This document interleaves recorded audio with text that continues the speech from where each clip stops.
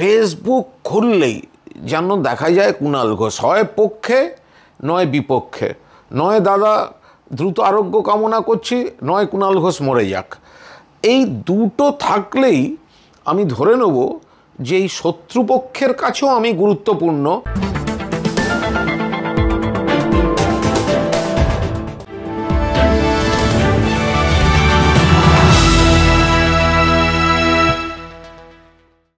কিছু লোক আছেন খুব ট্রোল করেছেন, যারা অতৃপ্ত আত্মা একটু অন্য রাজনৈতিক দলের, মানে আমি পড়ে যাওয়ার সঙ্গে সঙ্গে তাই নিয়ে অনেকে এরমও কামনা করেছেন যে ওটির টেবিল থেকে আর যেন ফিরে না আসি।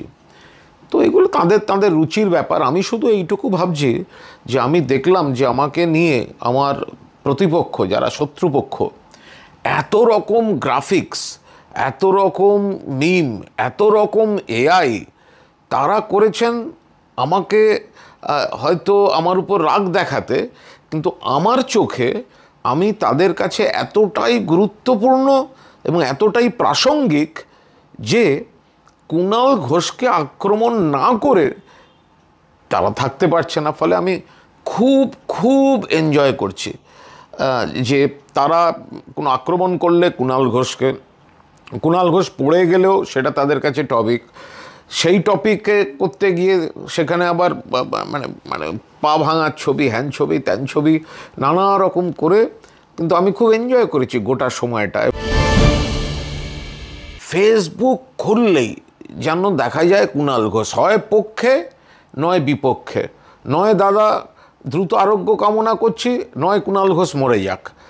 এই দুটো থাকলেই আমি ধরে নেব যে এই শত্রুপক্ষের কাছেও আমি গুরুত্বপূর্ণ, যেটা হওয়াটা আমার কাছে জরুরি এবং গুরুত্বপূর্ণ। যারা সমর্থন করেন, ভালোবাসেন, সঙ্গে থাকুন।